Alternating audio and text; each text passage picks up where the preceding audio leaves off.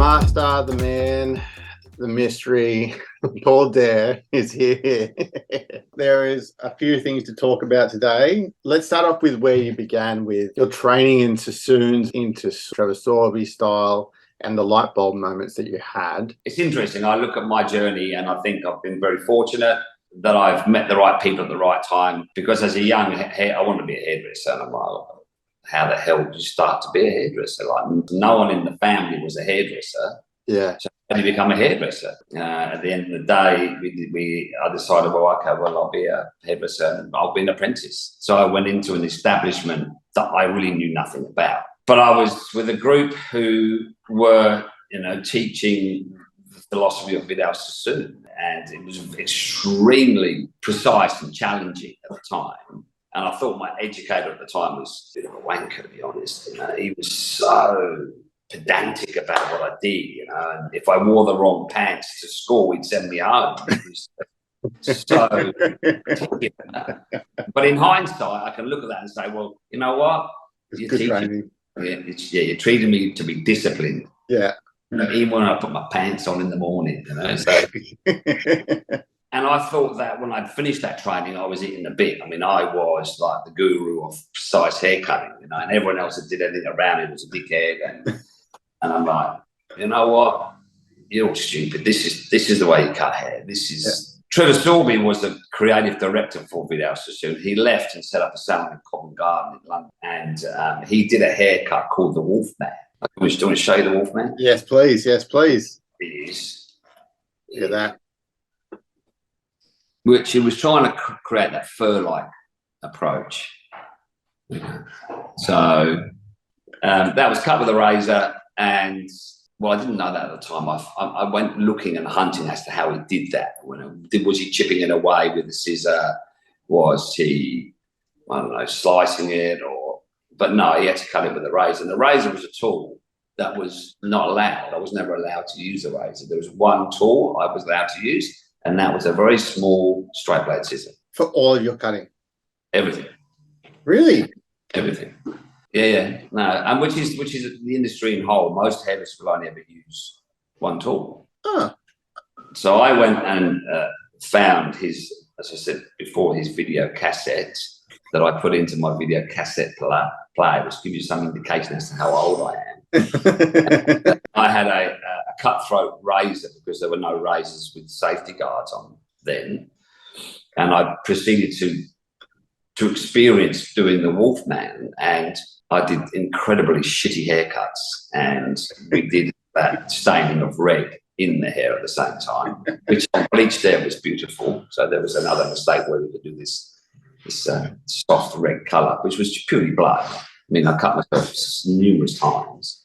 Wait, was it your blood or the client's blood? No, I say I never cut the client. All right, that's good. And it was only until I was 30 haircuts in that I was starting to master the tool. Yeah. 50 haircuts in, I'm like, okay, I've nailed it. And my philosophy was, if Trevor could do that, I can do it. Yeah. It's accepting that you'll never get it right first time round. Yeah. I think that's a super important point. There are some people who will not try something because they know they won't be good at it the first or second or third go, and it's so restricting. You can't expect to be good at something if you've never had a crack at it. Human nature, fear of failure. Yeah. Failure. So we won't attempt it because our fear is there. I won't get it right, so I'm not going to do it. Yeah. And if you don't attempt it, you're never going to do it. I grew up pretty much terrible at everything, and so I just learned that I was going to be terrible at something, but if I wanted to be good at it, I just had to work real hard at it. But the idea of getting good at something that I'd never had a crack at, it's just not part of my DNA. It's hard. It's hard. And I see it a lot through all the teachings that I've done, is this fear that people won't challenge. And as I said before, in my face-to-face masterclasses, I expect all our mannequins to look like absolute shit at the end of it, because we've all challenged ourselves with different tools or different techniques. Yeah. I'm not here to teach you a haircut. I'm here to teach you to understand how to cut hair. Yeah, I really love that saying of yours. It's not about doing something perfectly. It's about understanding the foundations of how to do it so that you can do anything. It's that journey of foundation work into mixing up that foundation work into using different tools, different techniques, working with wet hair, dry hair. It's just so much to learn. Yeah. And then when a customer comes into the salon with a picture, which they do frequently, yes, you can be very judgmental about what you see by looking at the shape. Yes, I can build that shape, no problem, because I can see how it's cut. You can look at the customer and go, nah, maybe this is not going to suit you because of your hairline's wrong, your hair texture is wrong, or your face shape is wrong. And you can take that understanding of where they want to go with their haircut and make something work, but utilize all that knowledge. And nothing walks through the salon door that ever scares me. But there's a lot of people that I know would have someone with super curly, frizzy hair walk through and everyone would run out the back door. And that's the exciting part about this industry. There's such an array of different people out there. And I think now there's a lot more happening with variety. You see a bit more short haircut coming back in, a bit more layering coming back in, and you need to understand the foundation rules, and you need to use all these new tools. Yeah. You know, that you've never used before. Like the razor is a cracking tool. It really is. Yeah. And it's a long way now because obviously the new ones, they got these guards on them. So, you know, no blood. Less red through the hair. Now let's take it back a couple of steps here. One is you have been a salon owner for more than 30 years. You've been in hairdressing for more than a week. You've been educating both locally and globally for 26. What do you reckon 3 light bulb moments that most of your students that you've taught over the years would have during a class with Paul Dare? I think initially we have a big discussion about journey and where I'm going, what I'm teaching. Straight away, that's a light bulb moment. They come up and say, that is so informative.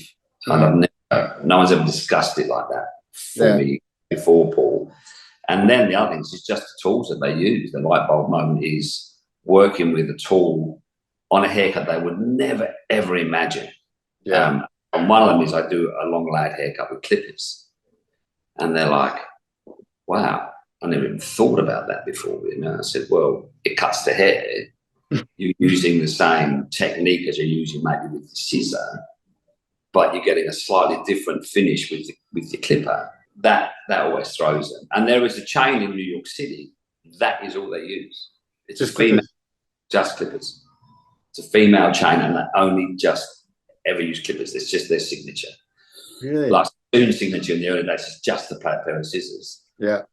And the other light bulb is when they start working with the chisel or I get them to use the razor, you know. So it's the chisel is a tool where you snap hair off. And it's like, what do you mean you snap hair off? For people who don't know what the chisel is, do you have one available that we can have a look at? All right. So for context, the chisel is your unique number. Yeah.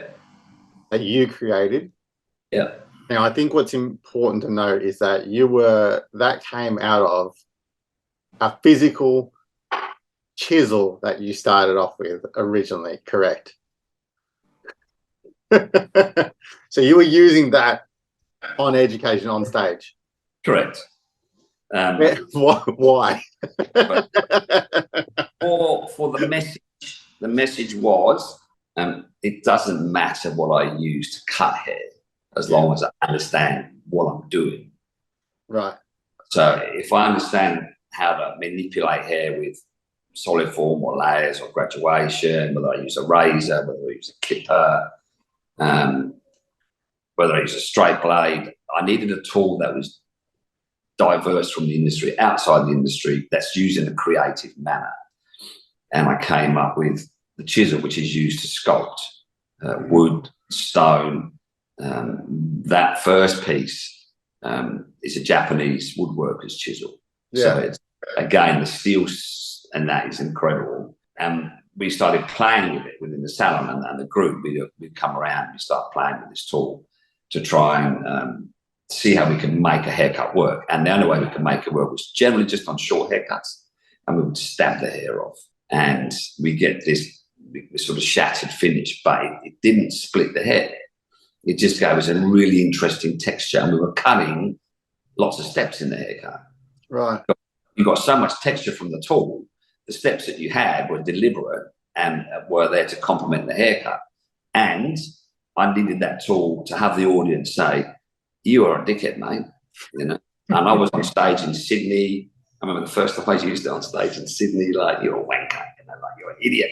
What are you doing?" You know. And then they'd stay and they'd watch the completed haircut, and they go, "That's pretty cool." You know, it's pretty cool. And that's when we started selling those Japanese chisels. Yeah, right.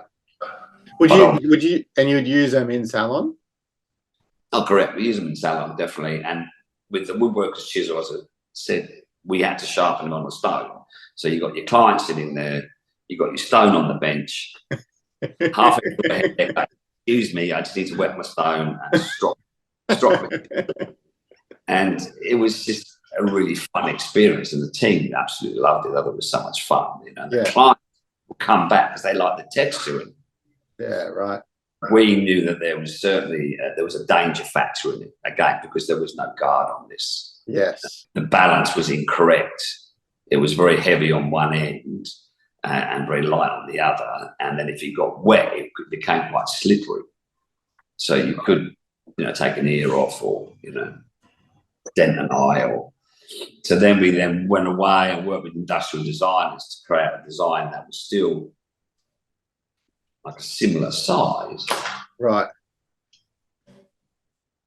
Yeah, right. But the balance now is absolutely perfect. Yeah. You know, and this internal blue color is rubber, so that does not slip. Yeah, right. Then we end up with a guard on the end, so I can't cut myself. And we've also got disposable blades to take the guard off. So the thickness of that blade is 5 times thicker than a razor blade. Right. Which gives us that same texture that we were getting out of the head of that chisel. Right. Gotcha. And that journey was another learning curve for me, because I mean, I'm a hairdresser by trade and I'm not a manufacturer. So I had to learn how to go and find industrial designers to help me with this process. And it was never an intention to bring a new tool to the industry, but it was so much fun to play with. And we use it within the salon daily, you know. Yeah. It's not a tool people say, "Do you use it on all your haircuts?" No, I don't. I use straight blades as well as texturizing scissors, as well as a razor, as well as clippers. And depending on the haircut that I'm trying to execute, I use the relevant tool. I think one of the things I really like is you say that it's the 5th tool in your tool belt. So we call it the 5th element. The 5th element. Sorry, the 5th element. I really like, it's not, you're not trying to replace every part of the tools in your tool belt. You're saying that it is another piece of the pie in order to get something different which you haven't got before. Correct. Sculptural approach to the whole haircut is fun. You know, you put down the rules of a traditional haircut. So say if I was to do a long layered haircut in my original format, it would take me an hour plus.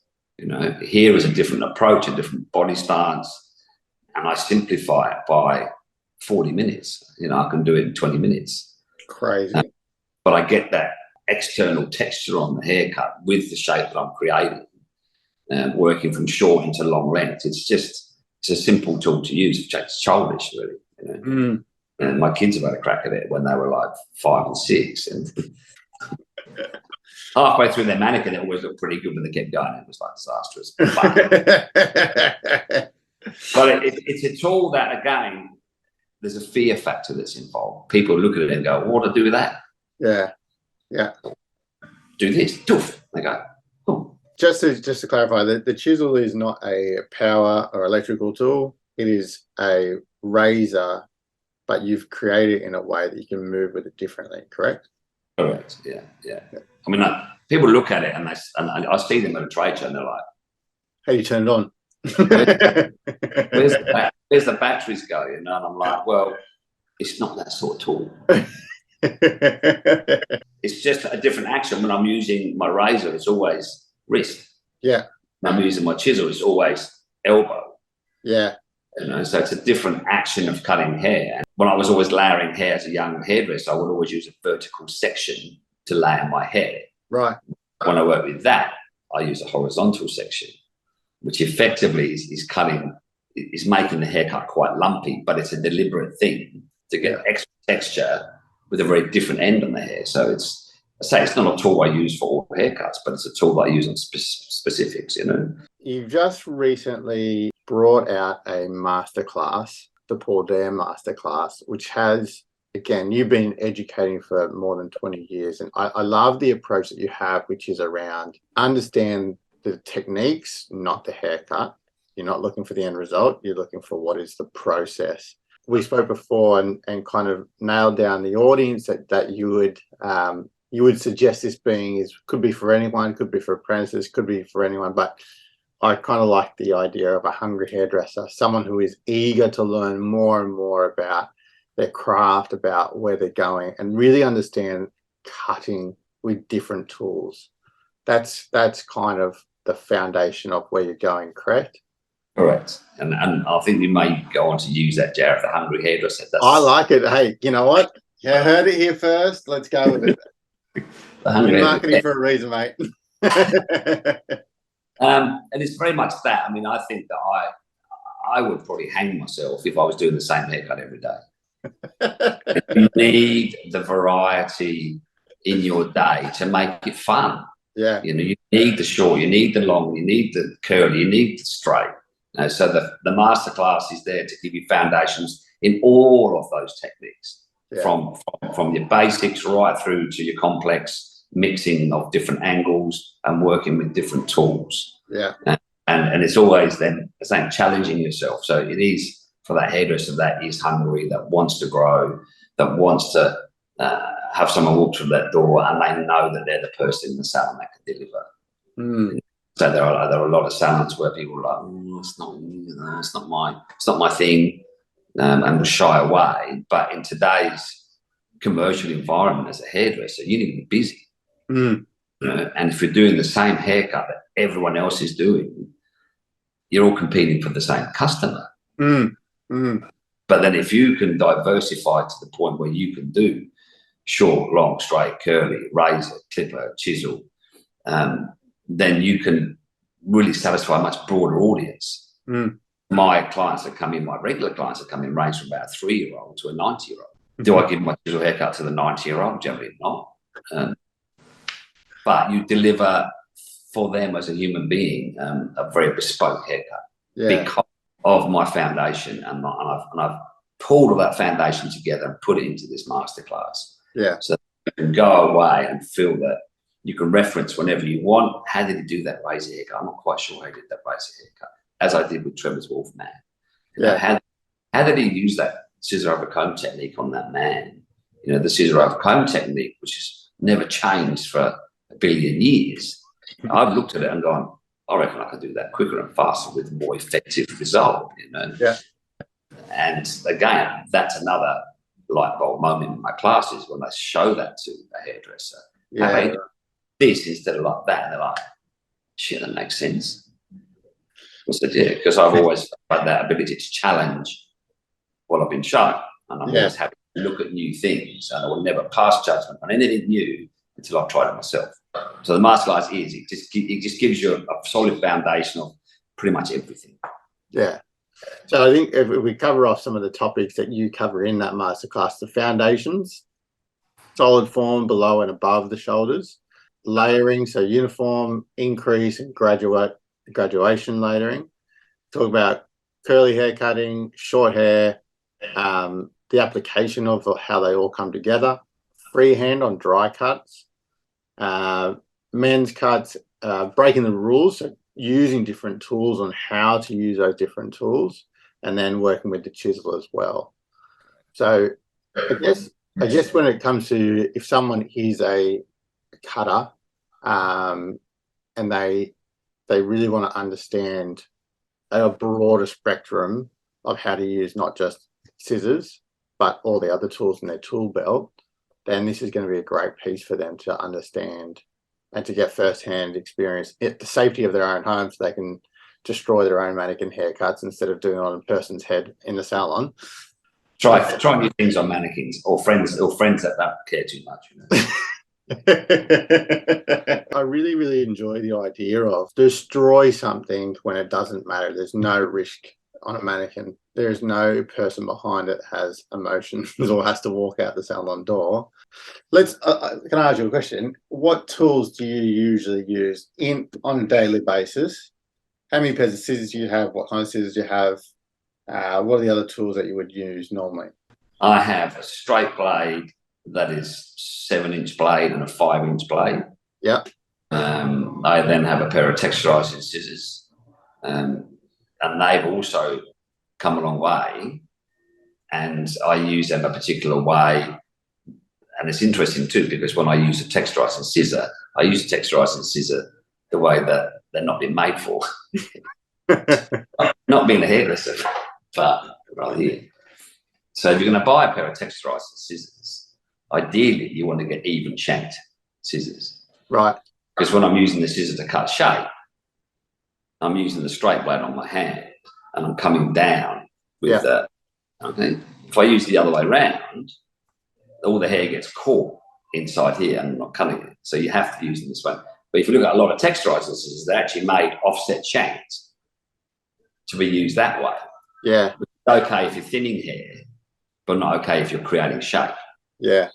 So I use the texturizer a lot of the time to just purely create a shape, which gives me a slightly softer edge. So I've got those 2 lengths of blades, a razor, the old feather, which is it's a great tool, really good tool, and obviously, a clipper. Yeah. But again, the clipper, you don't have to use it just to cut fades. You know, you can layer hair, you can bob hair. It's just fun to experiment. You know. Yeah. Again, a part of what we do is, as a Mocha, as a group, is look after the barbering industry as well. And you start to see in that space there's a lot of clippers, and the clippers that are coming out, like the way you can do just the most finite detailing in the hair, but the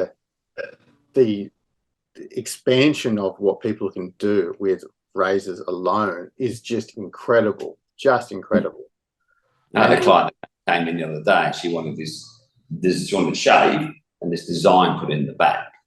Okay, now the clippers that I had were not the right clipper. I mean, I created it at the end of the day, but I need to go and research now something that can give me that detailed design in the hair. You know? Yeah. So, she challenged me. I don't do that really, but you know what? Yeah. I'm going to nail that one for next time. Yeah. I mean, but you look at that space, the barbering industry, they are pulling out some incredible stuff, which is just like, again, the detailing that's going through to create shapes, to create designs through the hair. Mate, there is a lot to learn in that space because they are just dominating, absolutely dominating. And you've got barbers. And you've got barbers too. Yeah, totally, 100%. Yeah. You've got barbers who are hungry barbers. Yes. Yes. 100%. And you've got the barbers who are just doing a discipline. Yeah. You know? And the hungry ones do absolutely exquisite work. Yeah. Yeah. It's super impressive to see what's going on in that space.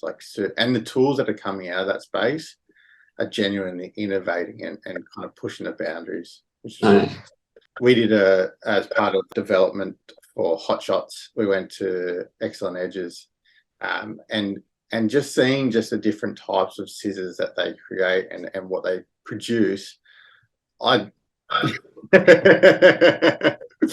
like, again, I am not a hairdresser, but seeing just what they can do and the innovations there, you just go, man, this stuff is genius.